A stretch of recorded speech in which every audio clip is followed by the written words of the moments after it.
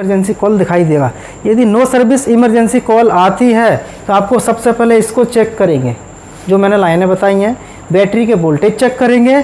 अब क्रिस्टल तो आप बदलेंगे, लेकिन बदलने से पहले क्या करेंगे, जो ये CPU होता है। देखिए दोस्तों, आप सभी का फिर से हमारी एक नई वीडियो पर स्वागत है। बहुत सारे भाई कमेंट कर रहे थे, जो मोबाइल है एक सैमसंग का V310E, जिसके अंदर की नेटवर्क से संबंधित बहुत प्रॉब्लम आती है और आप उसे रिपेयर नहीं कर पाते। उसके कारण क्या होते हैं, उसे रिपेयर कैसे करें, कैसे समझें, आज के वीडियो में हम इस चीज़ को जानेंगे। देखिए, हमारे पास में कुछ सीट खाली बची हैं अक्टूबर की। 12 अक्टूबर के बैच में आप आना चाहते हैं तो अपना रजिस्ट्रेशन बुकिंग करा सकते हैं। नवंबर की बुकिंग स्टार्ट हो चुकी है, नवंबर दिसंबर की। अक्टूबर में कुछ सीट खाली है।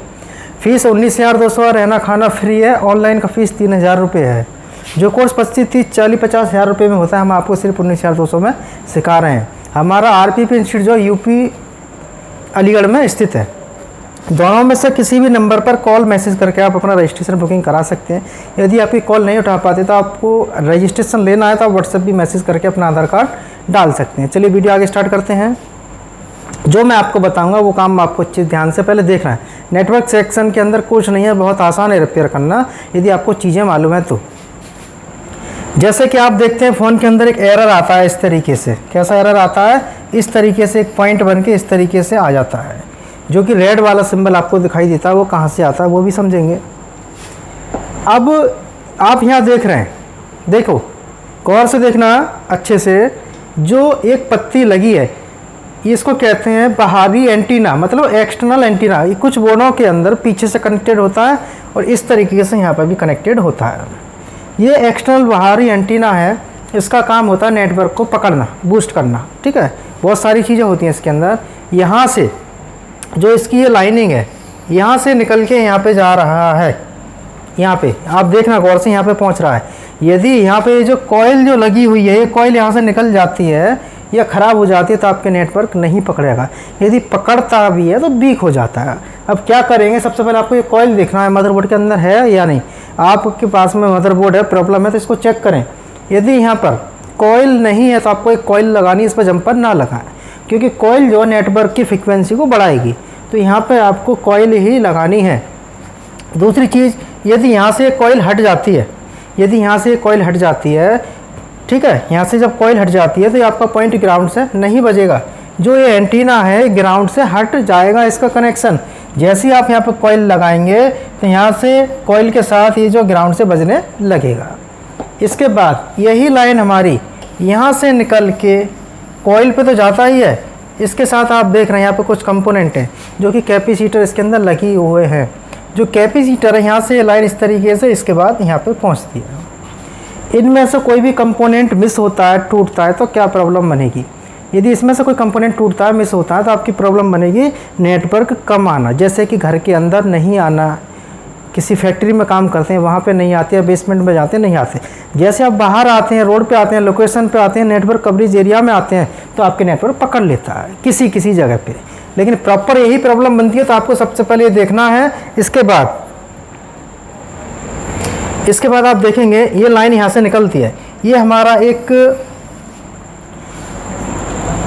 ये क्या है, ये भी हमारा एक एक्सटर्नल एंटीना है, जिसको एक्सटर्नल एंटीना कहते हैं। इसका काम होता है नेटवर्क को बढ़ाना, बूस्ट करना। बहुत सारे लोग क्या करते हैं, इसकी जगह भी आप एक इस तरीके से कॉइल बना के लगा देते हैं और कुछ लोग यहाँ पे इसको जंपर कर देते हैं। जब यहाँ पे जंपर ही करना था, यहाँ पे कॉइल का वायर ही लगाना था, तो कंपनी इसमें अपना पैसा वेस्ट क्यों करती, नहीं करती। तो हर फ़ोन के अंदर जहाँ भी आपको दिखाई दे तो आप इस पर सबसे पहले तो जंपर लगाना बंद करें। किसी भी फ़ोन से उठा के आपको प्रॉपर लगाना है। हाँ, जंपर से इसके कनेक्शन दे सकते हैं, आप इसे लगा नहीं पाते SMD से तो आप इसके जंपर दे सकते हैं, लेकिन यहाँ पे जंपर नहीं लगाएंगे बिल्कुल भी। दूसरी चीज़, यदि यहाँ पे सारे कंपोनेंट ठीक हैं और ये ख़राब हो चुका है या गंदा हो चुका है पानी से किसी भी वजह से, तो आपकी वही प्रॉब्लम बनेगी, नेटवर्क लो आना और आके चले जाना। इसके बाद आप देखेंगे यहाँ पे जब ये लाइन यहाँ से निकलती है आगे, ये आगे जाती कहाँ है, जब ये लाइन यहाँ से निकलती है आगे तो आप यहाँ पे जो देख रहे हैं एक IC है। यहाँ से ये लाइन इस तरीके से निकल के आप देखिए यहाँ पे लाइन इस कैपेसिटर पे और कॉइल पे जा रहा है। यहाँ पे कंपोनेंट टूटा हुआ है जो कि एक कैपेसिटर है। जब ये लाइन कॉइल पे पहुँचती है, जब ये लाइन यहाँ पे कॉइल पे पहुँचती है, कॉइल किससे कनेक्टेड है, एक तरफ ग्राउंड से कनेक्टेड है और एक तरफ इससे कनेक्टेड है, क्योंकि जो नेटवर्क आएंगे उसकी फ्रिक्वेंसी बढ़ाने के लिए। इसके बाद ये कॉइल के द्वारा यहाँ से ये लाइन जब यहाँ पे जुड़ेगी, फिर यहाँ पे एक कैपेसिटर या कॉइल आपको मिलेगा। इसके बाद ये लाइन यहाँ से होती हुई इस तरीके से जाती है। तो मेरा कहने का मतलब है, जो ट्रैक मैंने यहाँ पे बताया है आपको इस तरीके से, जो ये ट्रैक जुड़ा है, आप गौर से देख लें इस चीज़ को। जब आपको रिपेयरिंग करनी है, ये मजबूत होना चाहिए, कोई गंदगी नहीं होनी चाहिए, सारे कंपोनेंट होने चाहिए और ये भी लगा हुआ होना चाहिए, और इसकी साफ़ सफाई कर लेंगे अच्छे से। इसके बाद यहाँ पे जितने भी कंपोनेंट हैं जो मैंने बताए हैं, ये सारे कंपोनेंट इसके अंदर होने चाहिए और ठीक स्थिति में होनी चाहिए। अब ऐसा ना करना आप इसके अंदर कि कैपेसिटर दोनों तरफ से बीप करता है, तोड़ दें, नहीं तोड़ना, बिल्कुल मत तोड़ना।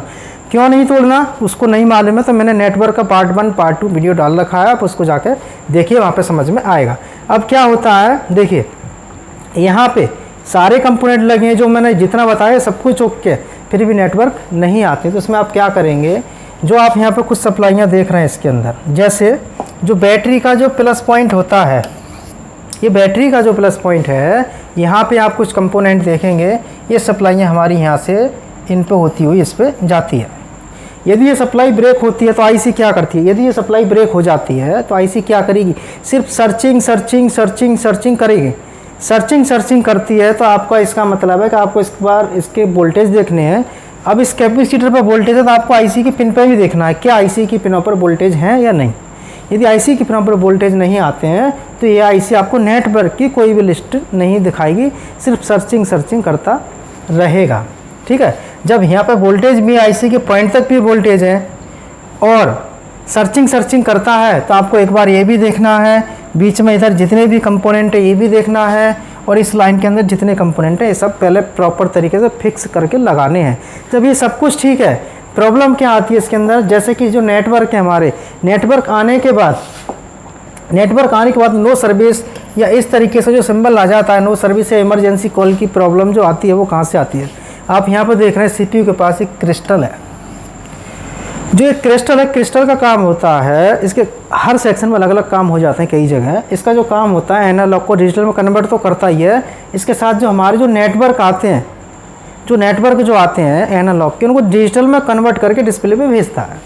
यदि ये क्रिस्टल लूज होता है, ख़राब हो जाता है या डस्ट की वजह से, कार्बन की वजह से, तो यहाँ पर भी आपको नो सर्विस इमरजेंसी कॉल दिखाई देगा। यदि नो सर्विस इमरजेंसी कॉल आती है तो आपको सबसे पहले इसको चेक करेंगे, जो मैंने लाइनें बताई हैं, बैटरी के वोल्टेज चेक करेंगे।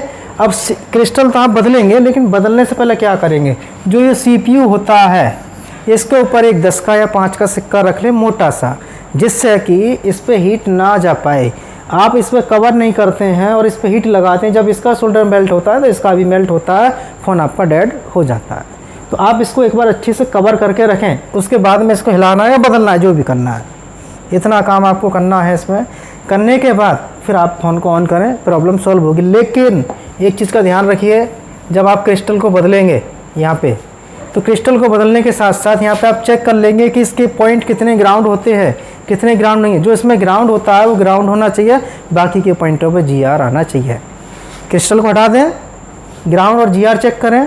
यदि जो लाइन पॉजिटिव की है, आप गौर से देखेंगे तो आपको यहाँ पे इसकी लाइनें, 2 लाइनें यहाँ पे दिख जाएंगी। यदि उन पर GR नहीं है तो फिर CPU से प्रॉब्लम है, जितना मर्जी क्रिस्टल बदलें ठीक नहीं होगा। तो इसमें कैसे रिपेयर करेंगे, नो सर्विस इमरजेंसी कॉल आने पर क्रिस्टल, नेटवर्क वीक आने पर, नेटवर्क लो आते हैं तो एंटीना से लेके आईसी के बीच में इस पॉइंट तक जितने भी कंपोनेंट पड़ते हैं, हर एक कंपोनेंट लगा हुआ होना चाहिए, ठीक होना चाहिए। जंपर यदि आपने कहीं लगाया है तो उस जंपर को आप हटा दें, उसकी जगह कंपोनेंट लगाना है। तो यहाँ पे नेटवर्क के बारे में छोटी सी बात मैंने आप सभी को बताई है। अच्छा लगा हो वीडियो तो आप चैनल को लाइक सब्सक्राइब करें, जिससे कि हम जो भी वीडियो अपलोड करेंगे उसका नोटिफिकेशन आपको मिलता रहेगा। आप आना चाहते हैं अक्टूबर के बैच में तो आप जल्दी से अपना रजिस्ट्रेशन करा लें, जिससे कि हमारा जो भी बैच फुल हो रहा है उसमें आपको सीट मिल जाएगा। लास्ट टाइम पे क्या होता है कि आप बहुत सारे कॉल मैसेज करते हैं कि एक सीट दे दीजिए, एक सीट नहीं दे पाते, मजबूरी होती है। अक्टूबर में आपको आने का विचार है, सोच विचार कर रहे हैं, तो आप अपना रजिस्ट्रेशन करा लें और आप अपने समय पर आइए। 11 तारीख को 12 से क्लास आपकी स्टार्ट होगी। तो वीडियो देखने के लिए सभी दोस्तों का बहुत बहुत धन्यवाद।